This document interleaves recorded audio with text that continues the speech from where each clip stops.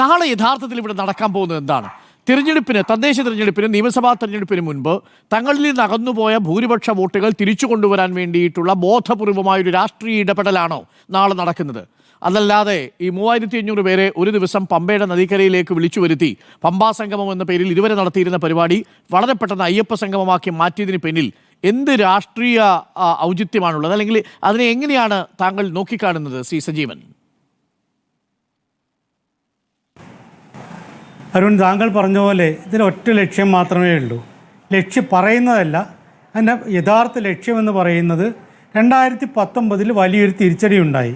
2019 ലോക്സഭാ തെരഞ്ഞെടുപ്പിൽ ഉണ്ടായ തിരിച്ചടികളിൽ പ്രധാനപ്പെട്ട കാരണങ്ങളിൽ ഒന്ന് അക്കാലത്ത് സർക്കാർ എടുത്തിട്ടുള്ള ഈ ശബരിമല പ്രശ്നമായിരുന്നു. ശബരിമലയിൽ സ്ത്രീകളെ കയറ്റാം എന്ന സുപ്രീം കോടതിയുടെ വിധി, ആ വിധി വേണമെങ്കിൽ നടപ്പാക്കാം, വേണ്ടെങ്കിൽ നടപ്പാക്കാതിരിക്കാം. സ്ത്രീകളെ കയറ്റണമെന്നല്ല സർക്കാരിനോട് സുപ്രീം കോടതി അന്ന് പറഞ്ഞത്, സ്ത്രീകൾ കയറുന്നതിൽ തെറ്റില്ല എന്നാണ്.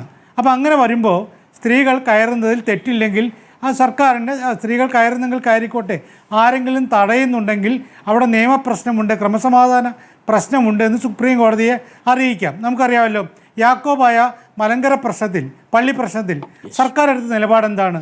അവിടെ സുപ്രീം കോടതി ആവർത്തിച്ച് അതിൽ പല കാര്യങ്ങളും പറഞ്ഞിട്ടും അത് നടപടിയിലേക്ക് പോയില്ലല്ലോ. അപ്പോൾ അതേപോലെ പറ്റുമായിരുന്നു. പക്ഷേ അതിൽ ആവശ്യത്തിലേറെ ആവേശം കാണിച്ചുകൊണ്ട് നേരത്തെ പറഞ്ഞ പോലെ ബിന്ദു അമ്മിണിയെയും മറ്റും അവിടേക്ക് കയറ്റിവിടുന്നൊരു പോലീസുകാർ ഇരുട്ടിൻ്റെ മറവിൽ കയറ്റിവിടുന്ന ഒരു ഘട്ടമുണ്ടായി. അതിൻ്റെ ഒരു വലിയ തിരിച്ചടി ഉണ്ടായിട്ടുണ്ട്. ആ തിരിച്ചടി വോട്ടാക്കി മാറ്റാൻ വേണ്ടിയിട്ട് അന്നത്തെ BJP പ്രസിഡന്റ് ശ്രമിച്ചെങ്കിലും അത് ആ വാക്കുകൾ പരസ്യപ്പെട്ടതോട് കൂടിയിട്ട് അവർക്ക് കിട്ടിയില്ല. മണ്ണും ചാരിയുന്ന കോൺഗ്രസ്, UDF ആ നേട്ടം കൈവരിക്കുകയും ചെയ്തു. അതുണ്ടാക്കിയിട്ടുള്ള ഒരു പ്രതിഫലനം അത് ഇത്തവണ 2026 ആവർത്തിക്കാനുള്ള സാധ്യതയുണ്ട്. തെരഞ്ഞെടുപ്പിലെ വിഷയങ്ങളിൽ ഒന്നതായിട്ട് മാറും. അത് മാറ്റിയെടുക്കുക എന്നുള്ളത് തന്നെയാണ് 9 വർഷക്കാലം കഴിഞ്ഞിട്ട് എല്ലാവരും ഇപ്പോൾ പറഞ്ഞല്ലോ, 9 വർഷക്കാലം കഴിഞ്ഞിട്ട് ഈ തെരഞ്ഞെടുപ്പിലേക്ക് 6 7 മാസം മുമ്പേ ഇതെന്തുകൊണ്ടാണ് ചെയ്യുന്നത്? അതിൽ വേറൊന്നുമില്ല. പിന്നെ 3500 അയ്യപ്പന്മാരെ അല്ലെങ്കിൽ അയ്യപ്പ ഭക്തന്മാരെ സംഘടിപ്പിച്ചുകൊണ്ട് ശബരിമലയുടെ മാസ്റ്റർ പ്ലാൻ തയ്യാറാക്കൽ, അതിൻ്റെ വികസന പരിപാടി ചർച്ച ചെയ്യുക എന്നുള്ളത് ഒരു കാര്യം. നമ്മുടെ ഇപ്പോൾ ഇന്ത്യൻ ഭരണഘടന ഇന്ത്യയിലെ അക്കാലത്ത് ഇന്ത്യയിലെ മുഴുവൻ ജനങ്ങളെയും വിളിച്ചു വരുത്തിയിട്ട് അവരുടെ സംഘം സംഘടിപ്പിച്ചിട്ടല്ലല്ലോ നടത്തിയിട്ടുള്ളത്. അത് ഭരണഘടനാ നിർമ്മാണ സമിതി പോലും അവസാന ഘട്ടത്തിൽ അതിൻ്റെ ഡ്രാഫ്റ്റിംഗ് കമ്മിറ്റി ഉണ്ടാക്കിയ ഡ്രാഫ്റ്റിംഗ് കമ്മിറ്റി പോലും അല്ല, അതിലൊരു സെക്രട്ടേറിയറ്റ് ഉദ്യോഗസ്ഥന്മാരുടെ ഒരു അവരുണ്ടാക്കിയ ഡ്രാഫ്റ്റാണ് അംബേദ്കറുടെ നേതൃത്വത്തിൽ ഡ്രാഫ്റ്റിംഗ് കമ്മിറ്റി പിന്നീട് അത് കുറച്ചുകൂടി വിപുലീകരിച്ച് കാര്യങ്ങൾ ശരിയാക്കുന്നത്. അതാണ് ഈ പറയുന്ന നിയമനിർമ്മാണ സഭ ചർച്ച ചെയ്യുന്നത്.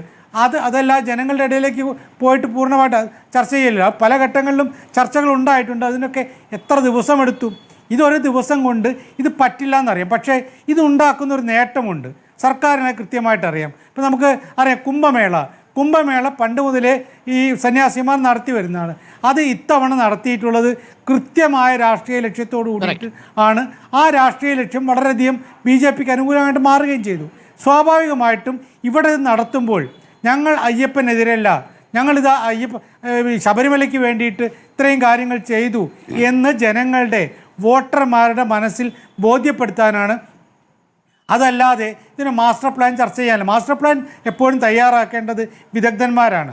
അതല്ലാതെ സർക്കാർ ഈ ജനങ്ങൾ വിചാരിച്ചുകൊണ്ട് ഒരു മാസ്റ്റർ പ്ലാൻ ഉണ്ടാക്കാൻ പറ്റില്ല.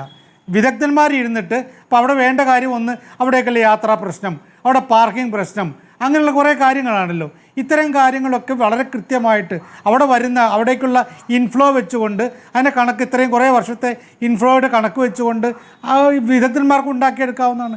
അതൊരു കൃത്യമായിട്ടും, പക്ഷേ പൊളിറ്റിക്കൽ താല്പര്യം തന്നെയാണ്. അത് താങ്കൾ പറഞ്ഞ നേരത്തെ 3 കാര്യങ്ങൾ ചോദ്യമായിട്ട് ഉന്നയിച്ചല്ലോ. അതിൽ പാപഭാരമൊന്നുമല്ല, പാപബോധം കൊണ്ടുണ്ടാവുന്നതല്ല. ഇതല്ലെങ്കിൽ ശബരിമല വികസനം ഇങ്ങനെ നടക്കൂ എന്നുള്ളത് കൊണ്ടുമല്ല. പ്രധാനപ്പെട്ട കാര്യമെന്ന് പറയുന്നത് ഈ പൊളിറ്റിക്കൽ താല്പര്യമാണ്. എന്തുകൊണ്ട് BJPയും കോൺഗ്രസും എതിർക്കും എന്നുള്ള കാര്യം വളരെ കൃത്യമാണ്. അവർക്ക് കോൺഗ്രസിന് വലിയ അക്കിടി പറ്റി. ഇതിൽ എതിർത്തുകൊണ്ട് കുറച്ചെങ്കിലും നേട്ടമുണ്ടാക്കാൻ കഴിയുന്നത് ഇപ്പോൾ BJPക്കാണ്. കാരണം അവർ ശബരിമല സംരക്ഷണ സംഗമം നടത്തുന്നുണ്ട്.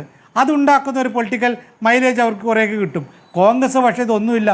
കോൺഗ്രസ് കുറേ കാര്യങ്ങൾ ഈ സ്വർണ്ണം അടിച്ചതിൻ്റെ പാപഭാരം തീർക്കാനാണെന്നൊക്കെ പറഞ്ഞ് വി.ഡി. സതീശൻ കുറേ കാര്യങ്ങൾ പറയുന്നു എന്നല്ലാതെ കൃത്യമായിട്ട് ഇക്കാര്യത്തിൽ മുന്നോട്ടേക്ക് കൊണ്ടുപോകാൻ കോൺഗ്രസ്സിന് കഴിഞ്ഞില്ല.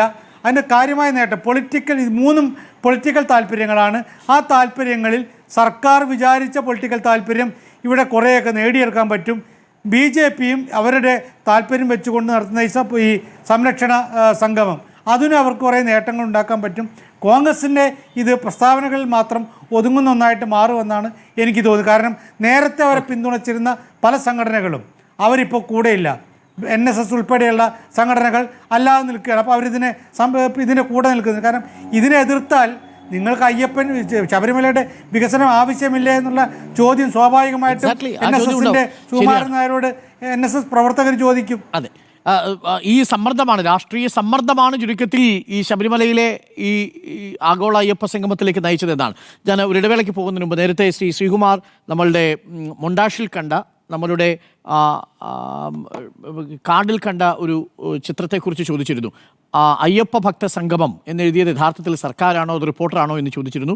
അത് കഴിഞ്ഞ് ജൂലൈ 31 നമ്മളുടെ ദേവസ്വം വകുപ്പ് മന്ത്രി ശ്രീ VN വാസവൻ്റെ ഫേസ്ബുക്കിൽ നിന്നെടുത്തിരിക്കുന്ന പോസ്റ്റാണ്. അതിലാണ് ഈ പറയുന്ന ലേഔട്ടും ആഗോള അയ്യപ്പ ഭക്ത സംഗമം എന്ന് വിശേഷിപ്പിച്ചിരിക്കുന്നത്. താങ്കൾ പറഞ്ഞത് നമ്മളുടെ റിപ്പോർട്ടർ TVയുടെ കാർഡല്ല, അത് ദേവസ്വം വകുപ്പ് മന്ത്രിയുടെ ഫേസ്ബുക്ക് പേജിലെ കാർഡാണ്.